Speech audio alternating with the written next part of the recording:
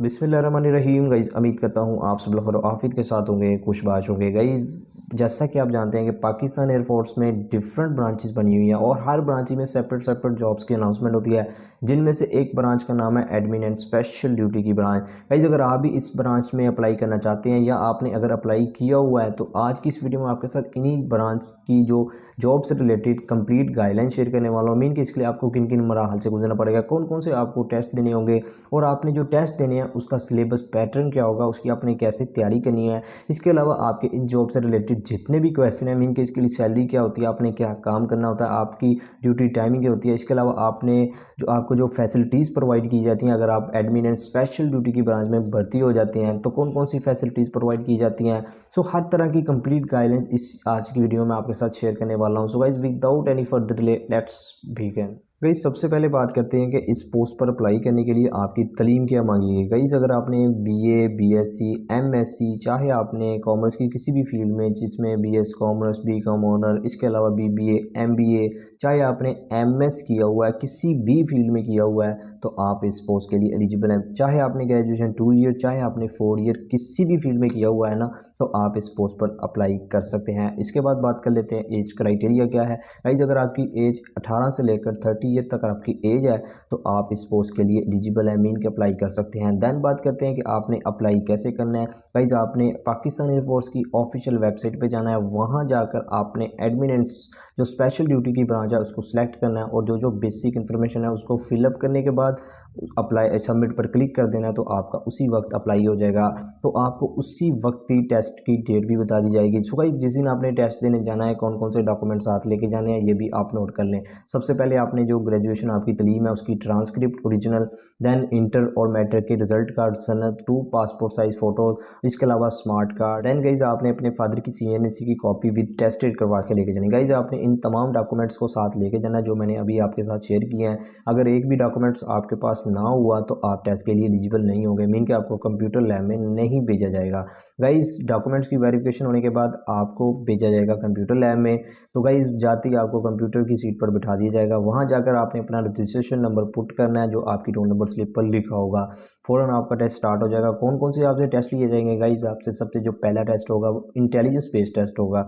100 MCQs पर मुश्तमिल वो पेपर होगा, उसको आपने 40 मिनट्स में कवर करना है, मीन के अटैम्प्ट करना है, जिनमें 40 जो MCQs होंगे, 40 जो क्वेश्चन होंगे वो वर्बल पार्ट के होंगे और जो 60 MCQs होंगे, जो 60 क्वेश्चन होंगे वो नॉन वर्बल पार्ट के होंगे। गाइस, टोटल 100 MCQs पर मुश्तमिल होगा और 40 मिनट में आपने उसको अटैम्प्ट करना है। देन गाइस, जो जो लोग इस टेस्ट को पास कर लेंगे, गाइस ये भी एक चीज़ नोट कर लें, कितने नंबरों वाला पास होता है इंटेलिजेंस टेस्ट में। गाइस, अगर आपके 50 MCQs ठीक हैं तो आप उस टेस्ट में पास कंसीडर होंगे, मीन कि आप नेक्स्ट जो आपका टेस्ट होगा। देन गाइस, जो जो लोग पास कर लेंगे देन उनका उसी वक्त आपका एकेडमिक टेस्ट होगा। गाइस, एकेडमिक टेस्ट आपका 100 MCQs पर मुश्तमिल होगा। इसमें आपको 35 या 40 मिनट्स दिए जाते हैं, ठीक है। तो गाइस, जो जो लोग इस टेस्ट को पास कर लेंगे देन उनको फिर एक फॉर्म दिया जाएगा, उसको आपने फिलअप करना है और आप अपने जो जितने भी जो साथ डॉक्यूमेंट्स हैं ना एकेडमिक, उसको साथ अटैच करके वहाँ आपने सबमिट करवा देने हैं। गाइस, फिर कुछ ही दिनों बाद आपको दोबारा बुलाया जाएगा, जो जो लोग मसलन जो फॉर्म को सबमिट करवा देंगे। फिर आपका होगा फिजिकल, आपकी मेजरमेंट होगी जिसमें आपकी हाइट, ठीक है, इसके अलावा चेस्ट, नी नोकिंग वगैरह, फ्लैट फिटिंग वगैरह ये आपकी चेक कर ली जाएगी। देन गाइज, आपका होगा साइकोलॉजिकल असेसमेंट टेस्ट। गाइज, इससे इंशाल्लाह मैं next video psychological assessment test पर बनाऊंगा। इसमें आपको कंप्लीट गाइडेंस प्रोवाइड करूंगा और कुछ क्वेश्चन भी आपके साथ शेयर करूंगा जो साइकोलॉजिकल टेस्ट में पूछे जाते हैं, ठीक है। तो गाइज, इसके बाद आपका होगा इनिशियल इंटरव्यू, हो बेसिक्स यानी कि शॉर्ट सा इंटरव्यू होगा। गाइज, इनिशियल इंटरव्यू को पास करने के बाद मीन के जो इनिशियल इंटरव्यू जिनका हो जाएगा तो उनको भेजा जाएगा ISSB के लिए। गाइज, ISSB से रिलेटेड जितनी भी मालूमात है ना, मैं इंशाल्लाह साइकोलॉजिकल टेस्ट के बाद इंशाल्लाह नेक्स्ट वीडियो में ISSB से रिलेटेड कंप्लीट गाइडेंस आपके साथ इसी चैनल पर अपलोड कर दूंगा।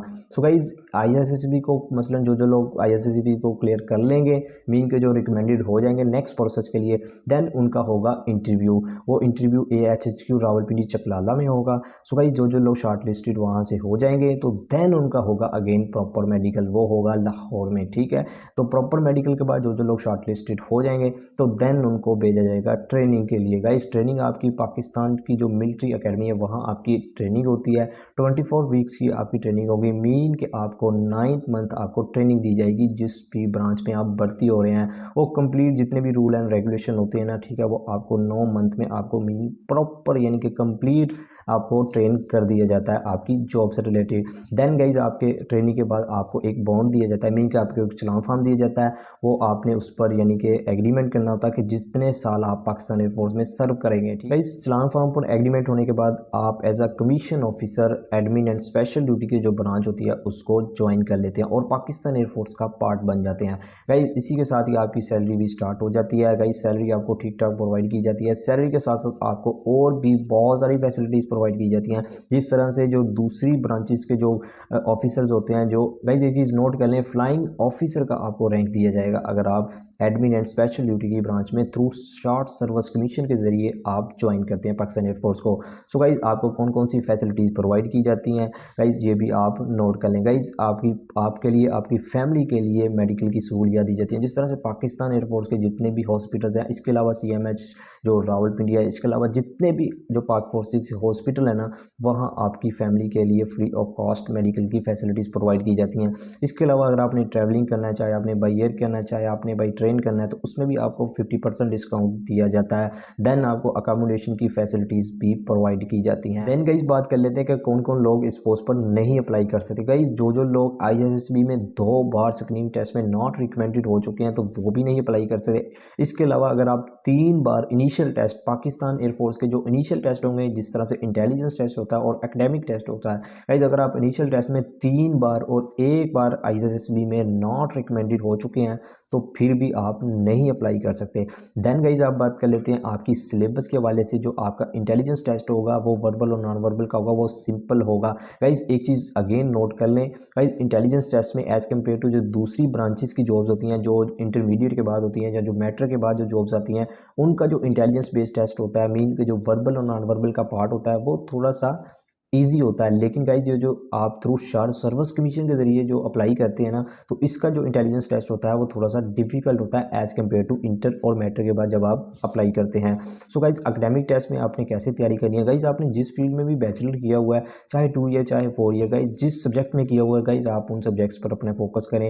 आपका जो टॉपिक्स जो जो सब्जेक्ट्स वीक है ना, तो उसको क्लियर कर लें। गाइज एक चीज़ नोट कर लें, ये PPSC FPSC NTS या जितने भी जो दूसरे कॉम्पिटिटिव इदारे यानी जो एग्ज़ाम कंडक्ट करते हैं ना, तो वो वैसा पेपर नहीं होता, ठीक है गाइज, जस्ट सिंपल होता है, बेसिक बेसिक सी चीज़ें पूछी जाती हैं।